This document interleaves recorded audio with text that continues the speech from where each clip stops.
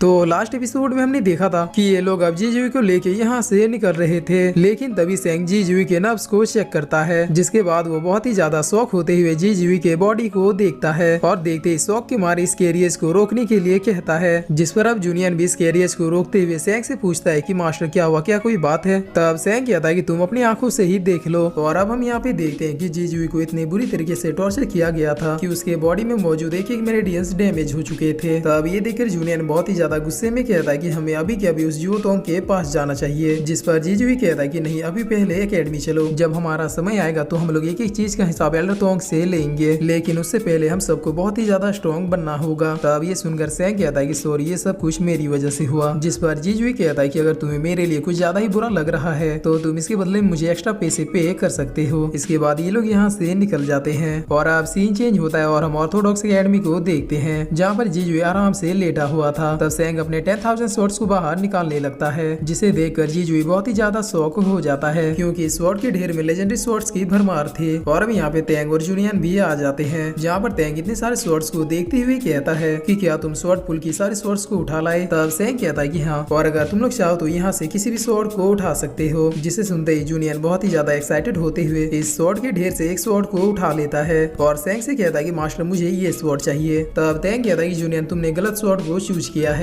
इस स्वॉर्ड का नाम सेंसाई स्वॉर्ड है और ये स्वॉर्ड भी 100 लेजेंडरी वेपन्स की लिस्ट में आता है। जिस पर जूनियन कहता है कि आखिर तुम कहना क्या चाहते हो। तब तेंग कहता है कि तुमने कभी स्वॉर्ड नहीं चलाया, इसीलिए तुम्हें नहीं पता होगा कि ये स्वॉर्ड कितना ज्यादा पावरफुल है, तो इसीलिए अब तुम ये स्वॉर्ड मुझे दे दो और किसी बेसिक स्वॉर्ड से प्रैक्टिस करो, और जब तुम्हें अच्छे से स्वॉर्ड चलाना आ जाएगा तो मैं तुम्हें इस स्वॉर्ड को वापस कर दूंगा। जिस पर जूनियन कहता है कि सोचना भी मत, मैं तुम्हारी बातों में नहीं आने वाला और ना ही मैं तुम्हें ये स्वॉर्ड देने वाला हूँ। और ये कहकर जूनियन इस स्वॉर्ड को लेके यहाँ से भागते हुए कहता है कि मुझे इस स्वॉर्ड को तुमसे छिपा के रखना होगा। तब तेंग पीछे से कहता है कि हाँ जाओ जाओ, तुम्हारा वो स्वॉर्ड बहुत ही ज्यादा घटिया है और मैंने पहले ही तुमसे भी अच्छे स्वॉर्ड्स को चूज कर लिया है। और फिर तेंग अपना सिर खुजाते हुए कहता है कि लेकिन मुझे ये याद नहीं आ रहा कि मैंने उन स्वॉर्ड्स को कहाँ पे रखा है। और ये कहते कहते तेंग अपने फ्लैशबैक में चला जाता है, जहाँ पर हम देखते हैं कि तेंग ने कई सारे स्वॉर्ड्स को अलग अलग जगह पे छिपा दिया था। और फिर तेंग यही सब सोचते हुए अपने मन में कहता है कि अगर सेंग को पता चल गया कि मैंने उसके 100 से भी ज्यादा स्वॉर्ड्स को छुपाया है तो पक्का मुझे नहीं छोड़ेगा। जिस पर अब सेंग जीजुई से पूछता है कि क्या तुमने डिसाइड किया कि तुम्हें इन सारे स्वॉर्ड्स में से कौन सा स्वॉर्ड चाहिए। तब जीजुई एक स्वॉर्ड की ओर इशारा करते हुए कहता है कि मुझे वो स्वॉर्ड चाहिए। तब ये देखकर तेंग कहता है कि क्या तुम जानते हैं कि वो स्वॉर्ड किसका है और क्या वाकई में तुम्हें वही स्वॉर्ड चाहिए। जिस पर जीजुई कहता है कि हाँ, मैं बहुत ही अच्छे से जानता हूँ कि वो स्वॉर्ड किसका है। जब प्रिजन में एल्डर टोंग मुझे टॉर्चर किया करते थे तो वो मुझसे रोज कहते थे कि मैं एक डीमन हूँ, इसीलिए मैं चाहता हूँ कि जब मैं ठीक हो जाऊँ तब मैं डीमन जनरल क्यूमोसोई के स्वॉर्ड से प्रैक्टिस करूँ, ताकि जब फ्यूचर में मैं एल्डर टोंग से बदला लेने जाऊंगा तो मुझे देखने के बाद उनके चेहरे पे वही खौफ हो जो खौफ अपने मौत को देखने के बाद किसी पर्सन के चेहरे में झलकती है। जिसके बाद अब सेंग अपने कमरे में चला जाता है और यहाँ पर वो शांति से बैठ के अपने मेडिटेशन को शुरू करने ही वाला होता है, लेकिन तभी यहाँ पे ये लेडी आ जाती है और सेंग से कहती है कि मैंने सुना कि तुम्हारे पास स्वॉर्ड पूल की सारी स्वॉर्ड्स हैं, तो क्या तुम उनमें से मुझे एक स्वॉर्ड दे सकते हो जिसका नाम यून स्वॉर्ड है, क्योंकि मेरी मदर ने मुझे एक वही स्वॉर्ड स्टाइल सिखाया था। तब सेंग कहता है कि ठीक है, आप उस स्वॉर्ड को ले सकती हैं। जिसे सुनकर ये लेडी स्माइल देते हुए यहाँ से चली जाती है। तब सेंग कहता है कि ठीक है, अब मुझे अपने पावर्स को बढ़ाने पे ध्यान देना चाहिए। और इतना क्या कि सेंग मेडिटेट करना शुरू कर देता है, जहाँ पर वो फिर से 10,000 स्वॉर्ड्स के अंदर चला जाता है और फिर यहाँ पे मौजूद उस मोनोलिथ के पास जाते हुए कहता है कि शायद इस बार मैं उस मोनोलिथ को सॉल्व कर सकता हूँ। और ये कहकर सेंग इस मोनोलिथ के पास आके थोड़ी देर इस मोनोलिथ को देखता है और फिर इसके अंदर चला जाता है। तब इधर सेंग की आंखें खुल जाती है और फिर वो अपने आप से कहता है कि ये इतना आसान भी नहीं है। और अब सीन चेंज होता है और हम जुइरोंग को देखते हैं, जो कि चलते चलते बस अपने और चेंग सेंग के बारे में ही सोच रही थी, क्योंकि जब से जुइरोंग को ये पता चला है कि चेंग सेंग ही जूसेंग है, तब से जुइरोंग बस इन्हीं सारी चीजों को कैलकुलेट कर रही थी कि अब जो आगे होगा उस सिचुएशन से वो कैसे निपटेगी। जिसके बाद अब सीन चेंज होता है और हम चेंग सेंग को देखते हैं, जो तेंग को एक चैलेंज बुक देते हुए कह रहा था कि मैंने एक साथ उसके सारे डिसाइबल्स को चैलेंज कर दिया है। तब तेंग कहता है कि क्या तुम श्योर हो। जिस पर सेंग कहता है कि हाँ, हम लोग उन्हें संभाल लेंगे। तब तेंग इस चैलेंज बुक को लेके यहाँ से चला जाता है, जिस पर सेंग भी अब एकेडमी में आके जीजुई को देखने लगता है। तब थोड़ी देर के बाद यहाँ पे जूनियन भी आ जाता है और सेंग से कहता है कि मास्टर क्या आपने मुझे बुलाया। जिस पर सेंग कहता है कि हाँ, मैंने तुम्हारे प्रैक्टिस के लिए एक टेक्निक लिखी है। और ये कहकर सेंग उस टेक्निक को निकाल के जूनियन को दे देता है, जिस पर अब तेंग भी यहाँ पे आ जाता है। जिसे देखते हुए सेंग पूछता है कि क्या वो लोग इस चैलेंज के लिए मान गए। तब तेंग कहता है कि हाँ, वो लोग मान तो गए, लेकिन उनकी तरफ से बस सीनियर डिसाइपल्स ही फाइट करेंगे। जिस पर अब जूनियन कहता है कि क्या तुम उन लोगों को बीट कर पाओगे। तब तेंग कहता है कि जब सेंग उस एकेडमी के पावरफुल डिसाइपल को बीट कर सकता है तो फिर फिर मैं उस एकेडमी के सीनियर डिसाइबल्स को बीट क्यों नहीं कर सकता, क्योंकि अगर देखा जाए तो मैं सैंग से ज्यादा ही पावरफुल हूँ। जिसे सुनकर जूनियर ने बहुत ही फनी तरीके से तैंग को चेक करता हुआ सैंग से कहता है कि मास्टर ये पूरी तरीके से फिट है, इसीलिए उन सारे लोगों से यही फाइट करेगा, क्योंकि अभी मेरी लेवल उन सीनियर्स के बराबर नहीं है। जिस पर अब सैंग कहता है कि तैंग क्या तुम रेडी हो? तब तैंग कहता है कि फाइट के लिए तो मैं हमेशा रेडी ही रहता हूँ। और अब सीन चेंज होता है और हम तैनी फैमिली को देखते हैं, जहाँ पर ये हेड अपने डिसाइपल से कह रहे होते हैं कि उस 2 कौड़ी के चैंग सैंग ने हमें चैलेंज करने की जरूरत की है, इसीलिए अब चाहे कुछ भी हो लेकिन इस चैलेंज के खत्म होते होते चैंग सैंग के दोनों हाथ कट जाने चाहिए। जिसके बाद हम देखते हैं कि तैनी फैमिली के सारे डिसाइपल ऑर्थोडॉक्स एकेडमी में पहुंच जाते हैं और यहाँ पे चैलेंज एक्सेप्टेड लेटर देते हुए ऑर्थोडॉक्स एकेडमी का मजाक उड़ाते हुए कहते हैं कि क्या ऑर्थोडॉक्स एकेडमी को सांप सूंघ गया है, जो हमारे यहाँ जाने के बावजूद भी वहाँ से कोई डर के मारे निकल नहीं रहा है। तब तैंग एक शानदार एंट्री मारते हुए सीधे अपने स्वॉर्ड के साथ ही बाहर आता है, जिसे देखकर ये सीनियर भी अपने स्वॉर्ड को अब निकाल लेता है और तैंग के पहले अटैक को रोक लेता है। तब तैंग अपने स्वॉर्ड की जगह अपनी किक का यूज करते हुए इस सीनियर को एक ही बारी में जमीन में लिटा देता है और फिर अपने स्टाइल में कहता है कि तो अब अगला कौन है। जिसके बाद अब तैनी फैमिली के डिसाइपल से तैंग की फाइट शुरू हो जाती है, जहाँ पर तैंग बारी बारी इन सबको डिफीट कर देता है और फिर से पूछता है कि क्या कोई और बचा है। मैं तैंग 36 ऑर्थोडॉक्स एकेडमी की तरफ से इस कैपिटल में मौजूद हर एक पर्सन को खुला चैलेंज करता हूँ। अगर किसी को ये लगता है कि ऑर्थोडॉक्स एकेडमी वेस्ट है तो आके मुझसे फाइट करे। जिसे सुनकर यहाँ पर मौजूद लड़कियां तो अब तैंग 36 से ही नारे लगाने लगती है, लेकिन तभी बैटल ग्राउंड में एक पर्सन आते हुए कहता है कि तुमने तैनी फैमिली के लगातार 12 डिसाइपल को डिफीट किया है और इस सच में किसी अचीवमेंट से कम नहीं है, लेकिन मैंने सुना कि तुमने सबको चैलेंज किया है, इसीलिए तैनी फैमिली का डिसाइपल ना होने के बावजूद भी मैं यहाँ पे तुमसे और तुम्हारे डीन चैंग सैंग से फाइट करने के लिए आया हूँ। जिस पर अब इस पर्सन को देख के सारे लोग आपस में बात करते हुए कहते हैं कि ये तो एक कॉन्ट्रैक्ट किलर है और चाहे तैंग 36 कितना ही ज्यादा पावरफुल क्यों ना हो, लेकिन वो इस पर्सन के आधे एज का भी नहीं है। और अब तैंग अपने स्टाइल में इस आदमी से कहता है कि मैं जानता हूँ कि तुम्हें जरूर तैनी फैमिली ने ही भेजा होगा, लेकिन उन्होंने तुम्हें इस काम के लिए कितने पैसे दिए होंगे? 10,000 सिल्वर कॉइन, 20,000 सिल्वर कॉइन। चलो मैं तुम्हें 5 लाख सिल्वर कॉइन और तैंग फैमिली का एक रॉयल पास देता हूँ और इसके बदले में तुम्हें जिसने कॉन्ट्रैक्ट दिया है उसी को खत्म करना है। जिस पर अब तैंग के ऑफर को सुन के पहले तो ये किलर बहुत ही ज्यादा खुश हो जाता है, लेकिन फिर उसे रियलाइज होता है कि जिस पर्सन ने उसे कॉन्ट्रैक्ट दिया है वो पर्सन भी एक नंबर का जल्लाद है और यही सोच के ये किलर तैंग की इस ऑफर को ठुकरा देता है और तैंग को फाइट करने के लिए कहता है। तब तैंग यहाँ से जाते हुए कहता है कि वो जरा मैं थक चुका हूँ, लेकिन तुमसे फाइट करने के लिए अब मेरा डीन आएगा और ये कहकर तैंग सैंग के पास चला जाता है। जिस पर सैंग तैंग से कहता है कि तुम्हें उसे सबके सामने पैसों की ऑफर देने की क्या जरूरत थी। तब तैंग कहता है कि उसे मैंने अपने तरीके से निपटाने की कोशिश की, लेकिन मैं फेल रहा, अब जाओ तुम उसे अपने तरीके से निपटाओ। जिस पर अब सैंग बैटल ग्राउंड में आ जाता है